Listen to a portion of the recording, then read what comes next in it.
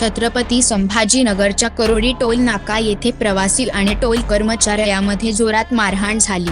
Toll नाका येथे घडलेली सर्व घटना सीसीटीव्ही कॅमेऱ्यात कैद झाली आहे। फास्टॅगवरून झालेल्या या राड्यामध्ये एक जण गंभीर जखमी झाल्याची माहिती आहे। या व्हिडिओमध्ये एकमेकांना मारहाण करताना प्रवासी व टोल कर्मचारी दिसत आहे। ही घटना दिनांक 28 जून रोजी रात्री 10च्या दरम्यान घडली असून जखमीवर उपचार सुरू आहे।